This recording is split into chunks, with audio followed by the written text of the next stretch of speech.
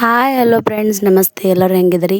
ಇವತ್ತು ನೋಡ್ರಿ ಪರ್ಫೆಕ್ಟ್ ಹೋಟೆಲ್ಗಿಂತ ಭಾಳ ಭಾರಿ ದೋಸೆ ಯಾವ ರೀತಿ ಮಾಡೋದಂತಂದು ನಿಮಗೆ ಹೇಳ್ಕೊಡ್ತೀನಿ ರೀ. ಈ ಥರ ದೋಸೆ ನೀವು ಯಾವತ್ತೂ ಮಾಡಿ ತಿಂದಿರ್ಲಿಕ್ಕಿಲ್ಲ. ಇದೇ ಫಸ್ಟ್ ಟೈಮ್ ವಿಡಿಯೋ ನೋಡಿದ್ರಂದ್ರೆ ಲೈಕ್ ಶೇರ್ ಸಬ್ಸ್ಕ್ರೈಬ್ ಮಾಡೋದು ಮಾತ್ರ ಮರಿಬೇಡ್ರಿ. ನೋಡ್ರಿ ಈಗ ದೋಸೆ ಈ ರೀತಿ ಗರಿ ಗರಿಯಾಗಿ ಹೋಟೆಲ್ಗಿಂತ ಭಾಳ ಭಾರಿ ಬರಬೇಕಪ್ಪ ಅಂತಂದ್ರೆ ಈಗ ಯಾವ ವಿಧಾನದ ಮಾಡಬೇಕು, ಯಾವ ರೀತಿ ಅಳತೆ ತೊಗೋಬೇಕು ಹೇಳ್ತೀನಿ ನೋಡ್ರಿ ಪರ್ಫೆಕ್ಟಾಗಿ. ಈಗ ನೋಡ್ರಿ ಈ ಗ್ಲಾಸ್ಲಿ ನಾವು 2.5 ಅಥವಾ 3 ಗ್ಲಾಸಷ್ಟು ನೀವು ರೇಷನ್ ಅಕ್ಕಿನ ನಾನು ತೊಗೊಂಡೇನಿ ನೋಡ್ರಿ. ನಿಮ್ಮ ಮನ್ಯಾಗ ಎಷ್ಟು ಫ್ಯಾಮಿಲಿ ಮೆಂಬರ್ಸ್ ಅದಾರ ನೋಡಿ ನೀವು ತೊಗೋಬೋದು ರೀ. ನಾವು 2.5 ಗ್ಲಾಸ್ ರೇಷನ್ ಅಕ್ಕಿಗೆ ಅರ್ಧ ಗ್ಲಾಸಷ್ಟು ಉದ್ದಿನಬೇಳೆ ಹಾಕೊಂಡೇನಿ ರೀ. 1-2 ಸ್ಪೂನು ಇದಕ್ಕೆ ಕಡಲೆಬೇಳೆ, 2 ಸ್ಪೂನು ಮತ್ತು ಸಬ್ಬಕ್ಕಿ ಹಾಕೊಂಡೇನಿ ನೋಡ್ರಿ ನಾನು. ಇವು ಚೆಂದಾಗೆ ಹಿಂಗೆ ಕೈದಿಂತ್ರ ತೊಳ್ಕೊಬೇಕ್ರಿ. ಕ್ಲೀನಾಗಿ ವಾಶ್ ಮಾಡ್ಕೊಂಡು 1-2-3 ಸಲ ತೊಳ್ಕೊಬೇಕ್ರಿ. ಇದೇ ರೀತಿನೇ ನೀರು ತೊಳ್ಕೊಂಡು ತೊಗೊಬೇಕು. ಅಕ್ಕಿನ ತೊಳ್ಕೊಂಡು ಸರಿಯಾಗಿ ಈ ಥರ 2 ಕೈಲಿನ ತೊಳ್ಕೊಳ್ಳೋದಿಂತ್ರ ದೋಸೆ ಪರ್ಫೆಕ್ಟಾಗಿ ಮತ್ತು ದೋಸೆ ಹಿಟ್ಟನ್ನು ವೈಟಾಗಿ ಚೆಂದಾಗಿ ಬರುತ್ತೆ ನೋಡ್ರಿ. ಅದ್ರ ಸಲುವಾಗಿ ಈ ಥರ ಸರಿಯಾಗಿ ತೊಳ್ಕೊಂಡು ಈಗ ಸ್ವಲ್ಪ ನೀರು ಹಾಕಿ ಮುಚ್ಚಿಟ್ಟಿದ್ದೆ ರೀ. ಒಂದು 5-6 ಗಂಟೆ ನೆನೆಲಕ್ಕೆ ಬಿಟ್ಟಿದ್ದೇನೆ.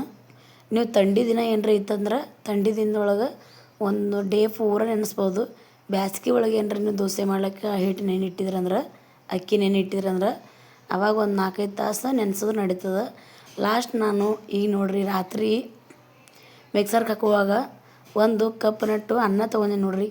ರೇಷನ್ ಅಕ್ಕಿ ಅನ್ನಾರು ತೊಗೋರಿ, ಚಲೋ ಅಕ್ಕಿ ಅನ್ನಾರು ತೊಗೋರಿ. ಈಗ ಸ್ವಲ್ಪನೇ ಅಕ್ಕಿ ಮತ್ತು ಅವೇನೋ ನೆನೆ ಇಟ್ಟಿದ್ದು ಅಕ್ಕಿ ಹಾಕ್ಕೊಂಡೀನಿ ಮತ್ತು ಅನ್ನ ಹಾಕಿ ಮಿಕ್ಸರ್ಗೆ ಹಾಕೊಂಡು ತೊಗೊಂಡೀನಿ ನೋಡ್ರಿ ಇಲ್ಲಿ. ಈಗ ನೋಡ್ರಿ ಫೈನಲಿ ನಮ್ಮದು ಹಿಟ್ಟು ಈ ಥರ ರೆಡಿ ಆಯಿತು. ಹಗುವರೆಗೆ ಹಿಟ್ಟು ಬರತ್ತದ ನೋಡ್ರಿ. ಮಸ್ತಾಗಿ ಸ್ಮೂತಾಗಿ ಹಿಟ್ಟು ಎಷ್ಟು ಚೆಂದ ಕಾಣತ್ತದ ಮತ್ತು ಎಷ್ಟು ಪರ್ಫೆಕ್ಟ್ ವಿಧಾನದ ಬಂದ ಅನ್ನೋದು ನಿಮಗೆ ಗೊತ್ತಾಗ್ಲತ್ತಿರ್ಬೇಕು. ಇಲ್ಲಿ ನೋಡ್ರಿ ಸರಿಯಾಗಿ ಹಿಟ್ಟು ಮಾಡೋ ವಿಧಾನ ನಿಮಗೆ ಗೊತ್ತಾಯ್ತಂತ ತಿಳ್ಕೊಳತ್ತೇನೆ ನೋಡ್ರಿ ಫ್ರೆಂಡ್ಸ್.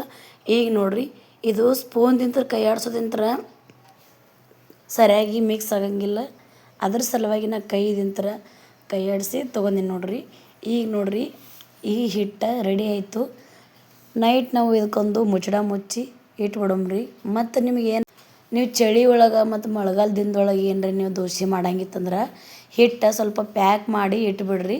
ಒಂದು ಮ್ಯಾಗ ಬಟ್ಟೆ ಕಟ್ಟಿ ಅಥವಾ ಪ್ಯಾಕ್ ಮಾಡಿ ಇಲ್ಲಿ ಕವರ್ದಾಗ ಹಾಕಿ ಇದು ಕುಕ್ಕರ್ನಾಗ ಕವರ್ನಾಗ ಹಾಕಿ ಇಡ್ರಿ.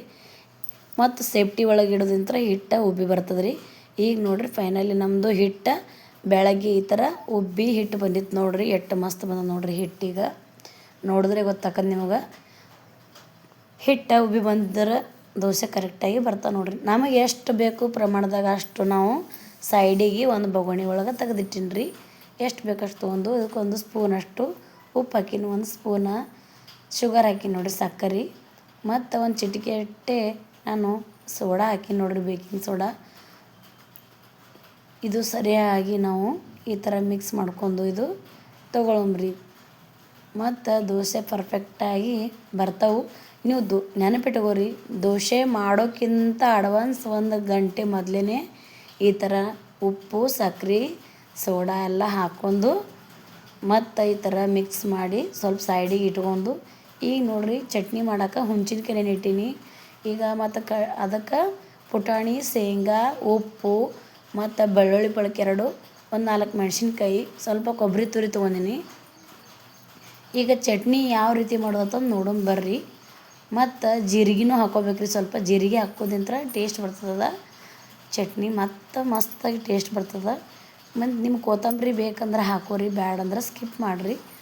ಮತ್ತು ಇದು ಹೋಟೆಲ್ ಒಳಗೆಲ್ಲ ಗ್ರೈಂಡರ್ ಒಳಗೆ ಯಾವ ರೀತಿ ಮಾಡ್ತಾರೆ ನೋಡ್ರಿ ಚಟ್ನಿ, ಅದೇ ರೀತಿಯೇ ಸೇಮ್ ಆಗತ್ತೆ ರೀ. ಇದು ತೋರಿಸ್ಲತ್ತೀನಿ ನೋಡ್ರಿ. ಇದೇ ರೀತಿ ಟ್ರೈ ಮಾಡಿ ಒಂದು ಸಲ ನೋಡಿರಿ.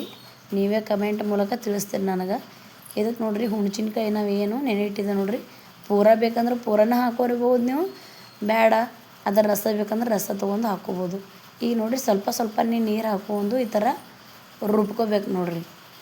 ರುಬ್ಕೊಂಡಾದ ನಂತರ ನಮ್ಮ ಚಟ್ನಿ, ದೋಸೆ ಚಟ್ನಿ ರೆಡಿ ಆಯ್ತು ನೋಡಿರಿ. ಫೈನಲಿ ನಿಮಗೆ ಗೊತ್ತಾಗ್ಲತ್ತದ, ಚಟ್ನಿ ನೋಡಿದ್ರೆ ಗೊತ್ತಾಗ್ಲತ್ತದ ಈಗ ನಿಮಗೆ.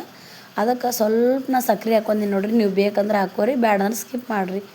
ಈಗ ನೋಡಿರಿ ನಾನು ದೋಸೆ ಹಂಚು ತೊಗೊಂಡು ಸ್ವಲ್ಪ ಕಾಯ್ದ ನಂತರ ಅದಕ್ಕೆ ಸ್ವಲ್ಪ ನೀರು ಸಿಂಬಿಡಿಸಿ ಮತ್ತು ಕಾಟನ್ ಬಟ್ಟೆ ಒಳಗೆ ಒರೆಸ್ಲತ್ತೀನಿ ನೋಡಿರಿ. ಕಾಟನ್ ಬಟ್ಟೆನೇ ತೊಗೋಬೇಕ್ರಿ. ನೀವೆಲ್ಲ ಪಾಲಿಸ್ಟರ್ ಏನಾರು ತೊಗೊಂಡ್ರೆ ಹತ್ಕೊಂಡ್ಬಿಡ್ತದೆ ರೀ ಅದು. ಹಂಚಿಗೆ ಈ ಥರ ತೊಗೊಂಡು ಸ್ವಲ್ಪ ಈ ಥರ ಎಲ್ಲ ಕ್ಲೀನಾಗಿ ಒರೆಸ್ಕೊಂಡು ಈಗ ದೋಸೆ ಹಾಕುವಂಥ ವಿಧಾನ ತೋರಿಸ್ತೀನಿ ನೋಡಿರಿ ನಿಮಗೆ. ನೀವು ಹಿಟ್ಟು ಗಟ್ಟಿಯಾಗಿತ್ತಂದ್ರೆ ಜಾಸ್ತಿ ಗಟ್ಟಿಯಾಗಿತ್ತಂದ್ರೆ ಸ್ವಲ್ಪ ನೀರನ್ನೂ ಹಾಕ್ಕೋಬೋದು. ನಿಮಗೆ ಯಾವ ರೀತಿ ಹಿಟ್ಟು ಇಷ್ಟ ಅನ್ನಿಸ್ತದ ಆ ರೀತಿ ರೆಡಿ ಮಾಡ್ಕೊಬೋದು ನೀವು. ಈಗ ನೋಡಿರಿ ಮಸಾಲೆ ದೋಸೆ ಯಾವ ರೀತಿ ರೆಡಿ ಮಾಡೋದಂತಂದು ತೋರಿಸ್ಲತ್ತೀನಿ ನೋಡಿರಿ ಫ್ರೆಂಡ್ಸ್. ನೀವು ನೋಡಿದ್ರೆ ಗೊತ್ತಾಗ್ತಿರ್ಬೋದು ದೋಸೆ ಯಾವ ರೀತಿ ರೆಡಿ ಆಗ್ಲತ್ತದ, ಮಸಾಲೆ ದೋಸೆ ಯಾವ ರೀತಿ ಮಾಡೋದಂತಂದು ನಾನು ನಿಮಗೆ ಪರ್ಫೆಕ್ಟಾಗಿ ತೋರಿಸ್ಕೊಟ್ಟಿದ್ದೀನಿ.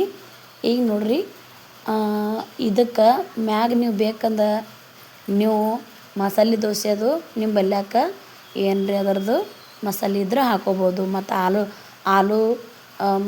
ಆಲೂ ಪಲ್ಯ ಏನರ ಬೇಕಂದ್ರೆ ಅದನ್ನು ಇದ್ರೊಳಗೆ ನೀವು ಹಾಕೋಬೋದು. ಮ್ಯಾಗ ಸ್ವಲ್ಪ ಎಣ್ಣೆ ಹಾಕ್ಲತ್ತೀನಿ ನೋಡಿರಿ ನಾನು. ನಿಮಗೆ ಎಷ್ಟು ಪ್ರಮಾಣದಾಗ ಎಣ್ಣೆ ಬೇಕು ಅಷ್ಟು ಪ್ರಮಾಣದಾಗ ನೋಡಿ ಹಾಕೋಬೋದು ರೀ ನೀವು. ಎಣ್ಣೆ 1 ಸ್ಪೂನ ಎಣ್ಣೆ ಹಾಕಿ ನೋಡಿರಿ ಮ್ಯಾಗ ನಾನು. ಎಣ್ಣೆ ಹಾಕೋದಿಂತ್ರ ದೋಸೆ ಮಸ್ತ್ ಅಂದ್ರೆ ಮಸ್ತ್ ಬರ್ತದೆ ನೋಡಿರಿ. ಎಣ್ಣೆ ಒಂದೇ ತವಲಿ ನಿಂತಿರ್ತದೆ ತಂದು ಈ ಥರ ಹಂಚು ಕೈಯಾಗ ಹಿಡಿದು ಈ ಥರ ಎಲ್ಲದು ಮಾಡಿ ನೋಡಿರಿ. ಮ್ಯಾಗ ಸ್ವಲ್ಪ ನಾನು ಹಿಂಡಿ ಹಾಕೊಳ್ತೀನಿ ನೋಡಿರಿ. ನೀವು ಬೇಕಂದ್ರೆ ಹಿಂಡಿ ಚಟ್ನಿ ಇದ್ರೆ ಚಟ್ನಿ ಹಾಕೋಬೋದು. ಹಿಂಡಿ ನಿಮ್ಗೆ ಯಾವುದು ಇಷ್ಟ ಅದು ಹಾಕ್ಕೊಂಡು ಮಾಡ್ಕೊಬೋದು ಫ್ರೆಂಡ್ಸ್. ಈಗ ನೋಡಿರಿ ಫೈನಲ್ಲಾಗಿ ನಮ್ಮದು ಮಸಾಲೆ ದೋಸೆ ರೆಡಿ ಆಯ್ತು ನೋಡಿರಿ. ನೋಡಿರಿ ನಿಮ್ಗೆ ನೋಡ್ತಿರ್ಬೋದು ಲೇಯರಾಗಿ ಮತ್ತು ಕಲರ್ಫುಲ್ಲಾಗಿ ಯಾವ ರೀತಿ ದೋಸೆನೂ ಮಾಡಿ ತೋರಿಸಿನ ಅಂತಂದು ನೋಡಿರಿ. ಈ ದೋಸೆ ಮಾಡೋ ವಿಧಾನ ನಿಮಗೆ ಇಷ್ಟ ಆಗಿತ್ತಂದ್ರೆ ಫ್ರೆಂಡ್ಸ್ ಲೈಕ್ ಮಾಡಿರಿ, ಶೇರ್ ಮಾಡಿರಿ, ಸಬ್ಸ್ಕ್ರೈಬ್ ಮಾಡೋದು ಮಾತ್ರ ಮರಿಬೇಡ್ರಿ. ನೀವು ಸಬ್ಸ್ಕ್ರೈಬ್ ಮಾಡೋದಿಂತ್ರ ನಾ ಹಾಕೋ ಎಲ್ಲ ವಿಡಿಯೋ ನೋಟಿಫಿಕೇಷನ್ ಫಸ್ಟ್ ನಿಮಗೆ ಬರ್ತದೆ. ಮತ್ತು ಆಲ್ ಅಂತ ಕ್ಲಿಕ್ ಮಾಡಿರಿ. ನಾ ಹಾಕೋ ಎಲ್ಲ ವಿಡಿಯೋ ನೋಟಿಫಿಕೇಷನ್ನ ರೆಸಿಪಿಗಳೆಲ್ಲ ಫಸ್ಟ್ ನಿಮಗೆ ಬರ್ತಾವೆ, ನೀವು ನೋಡ್ಬೋದು ರೀ. ಮತ್ತೆ ನಾಳೆ ಮುಂದಿನ ಬೇರೆ ರೆಸಿಪಿ ಒಂದಿಗೆ ಸಿಗ್ತೀನಿ. Keep watch. Bye friends.